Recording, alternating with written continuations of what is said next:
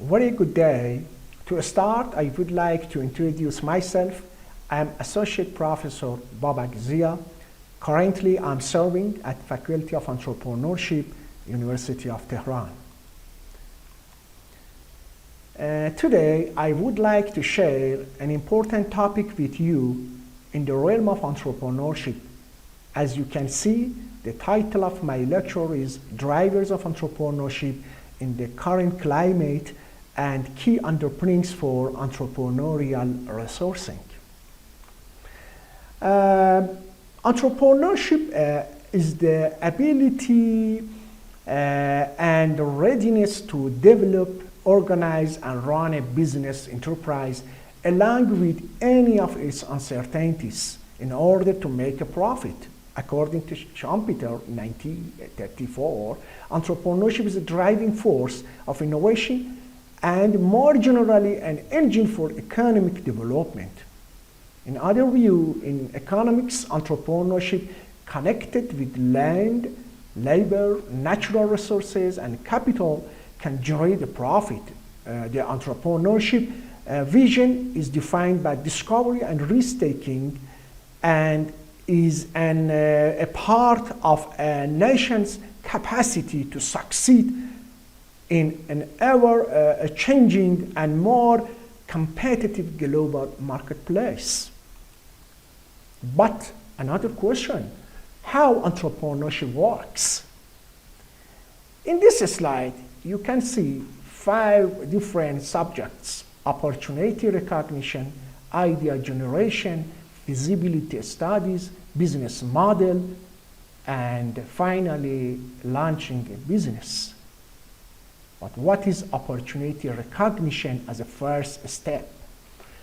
Opportunity recognition is a process where individuals or firms actively seek out the opportunities for new products and new services. In this phase, entrepreneurs create opportunities when they engage with others in bouncing ideas back and forth, and each time it becomes more specific what the user needs, what the customer needs, what the society needs, and how they are going to be solved. Creating opportunities, opportunity recognition is a social process. Actually, it's a social process. Opportunity recognition relies on the ability of entrepreneurs to interact with the society. The next phase is idea generation. The main question is, what is idea generation? Idea generation, idea generation, or in other words, ideation, is the act of forming novel ideas. It is a creative process that encompasses the generation, development, and communication of new thoughts and concepts, which become the basis of our innovation strategy. The third phase, the next stage, is very important: feasibility studies phase. A feasibility study is an assessment of the, practically of a proposed plan of a project or idea. A feasibility study analyzes the viability of a project to determine whether the project or a business is likely to succeed. We have different types of feasibility studies in the form of market study, in the form of operational or technical study, in the form of financial study, and etc. So the fourth stage is designing and drawing business model. A business model, the business model describes how an organization and firm creates, delivers, and captures value in economic, social, cultural, and other contexts. The process of business model here, the process of a business model construction and modification is also called business model innovation. You can find business model innovation in today's literature review. When you review the literature in the realm of entrepreneurship, so you can find plenty of business model innovation research. So the process of business model construction called business model innovation and forms a part of business strategy. In theory and practice, the term business model is used for a broad range of informal and formal descriptions to represent core concept of an organization or businesses, including purpose, business process, target market, target customers, offerings, value propositions, strategies, infrastructures, organizational structure, supply chain, sourcing, trading practices, and operational process and policies, including culture. And the final stage is running a startup or a small, medium-sized enterprises. So far, a strand of literature shows different drivers of entrepreneurship, such as, it is better to say so far, a review of literature shows different key drivers of entrepreneurship, such as financial support, networking, cultural and social norms, research and development transfer, government policies and programs, education and training, and infrastructures. So I'm going to elaborate each of them separately. First of all, financial support. There are many sources of funding available for entrepreneurs, which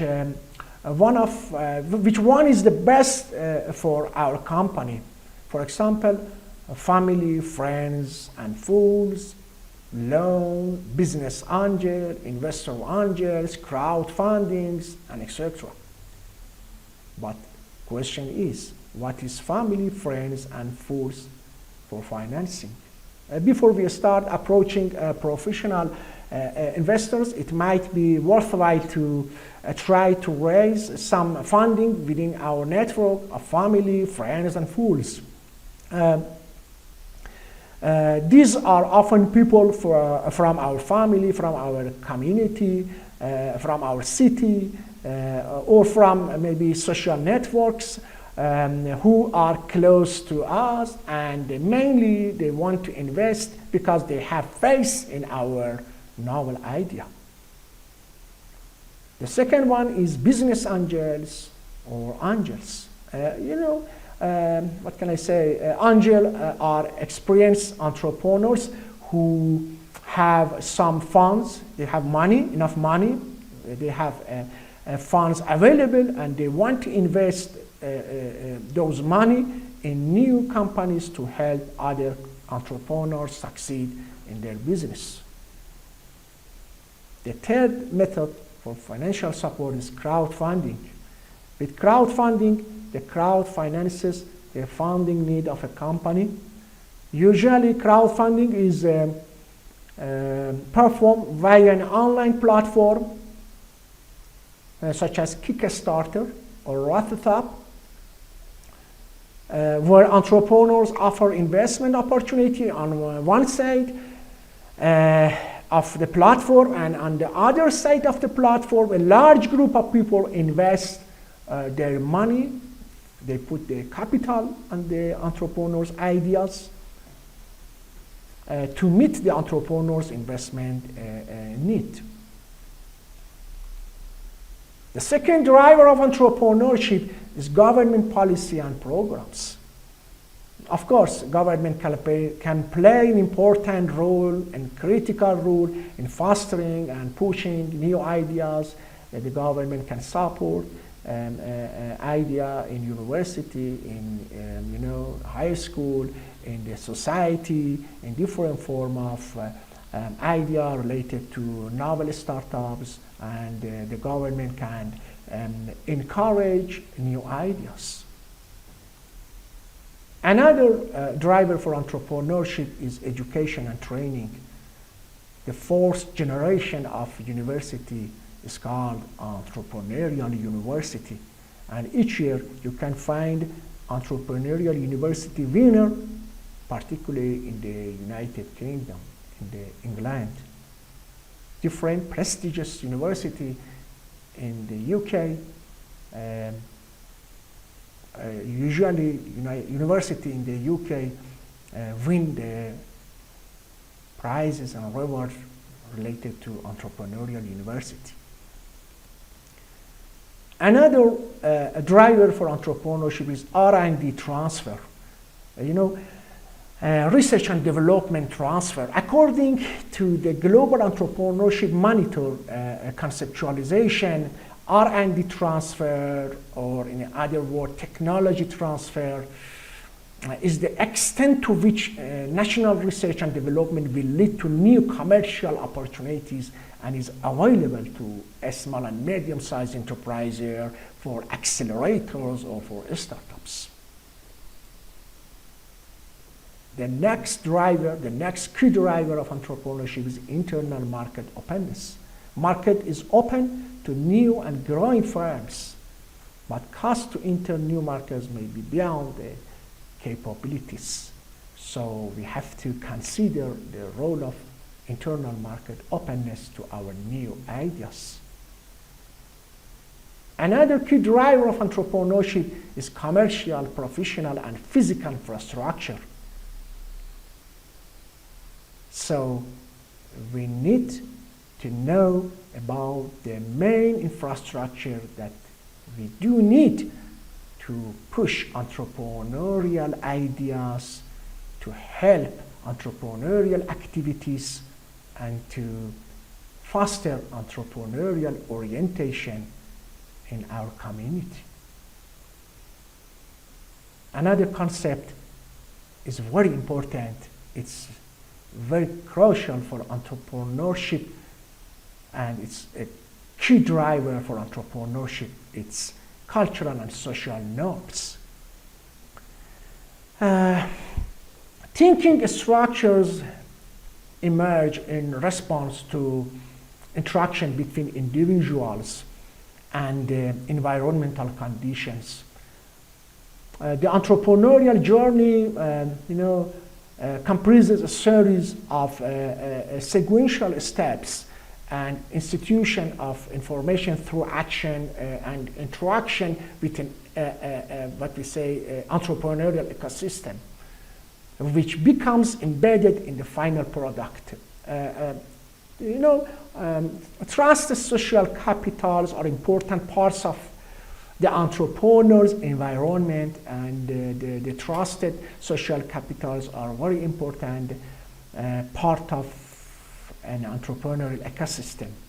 In interpreting an idea, entrepreneurs interact with their immediate social network, that is with the family, friends, classmates, and so forth, to explain and define the fuzzy image of their insight. Through this social communication, a shared recognition of the new value idea begins to appear, and thus the overall learning process enters the integrating phase from the intuition to the interpretation phase. From the intuition to the interpretation phase. While social norms can be an important driver for entrepreneurship and for individual behavior of entrepreneurs, entrepreneurial research lacks established knowledge or consensus on the impact of social norms and action. So it's very important key driver of entrepreneurship. and networking as another key driver of entrepreneurship.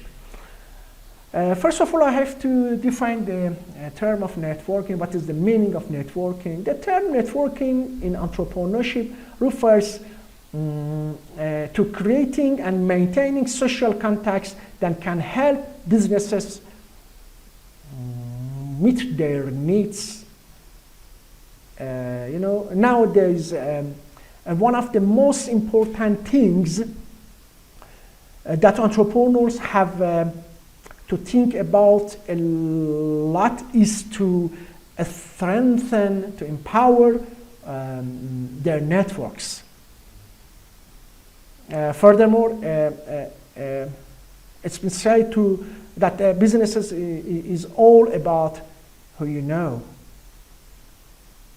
You must know all the nodes in the networks. An entrepreneurial network, and I have to say, an entrepreneurial network is an association, is a linkage of entrepreneurs organized formally or maybe informally with the object of increasing the effectiveness of the members' business activities. So businesses and entrepreneurs, founders, business owners are involved in a wide variety of social relationships, from formal inter-organization networks to informal networks such as partnerships, family connections, and etc., to decide about the different way and different solution for problems. However, here you can see the 5 biggest benefits of entrepreneurial networking in the form of opportunity recognition, again, advice, finding guidelines, new businesses, growing your personal profile, and friendship. Let me continue. Of course, we can categorize resources to tangible and intangible, or tangible and intangible resources. On the left, tangible resources. Tangible and intangible assets or resources. You can find the literature, tangible and intangible resources, or tangible and intangible assets. However, tangible and intangible resources are the major assets classes represented on a company's competitive advantage. But the first question, what are tangible resources? Tangible resources are assets with a physical existence that can be touched and felt. They are used primarily in the operation of a system to produce products and services. Since tangible assets or resources are often purchased, they are much more easily, they are much more easily valued than intangible assets. Tangible assets can be accounted for as their long-term or current assets depending on their estimated life. This type of assets include buildings, capital, land, plant, equipment, and etc. Machines. They depreciate in value over the time. On the right hand, intangible resources. What are intangible resources? Intangible resources don't have a physical character, as you can see in the right hand. Yet they are essential to the continued operation of a business. This type of resources can have either a definite or indefinite life depending on the type of resource. Example of intangible assets include goodwill, intellectual property, including patents, copyrights, and trademarks, brand names, customer relationships, contract, and non-compete agreements. intangible resources have the ability to appreciate in value. For example, patents have a definite life because they come with an expiration date. Brand names have an indefinite life because they can last for the entire life of a firm. I have to say, some economists feel that intangible assets are much more valuable than tangible assets, especially as we continue to transition from a financially based to a knowledge-based economy. Thank you very much for your kind attention. In the next class, we continue our topic.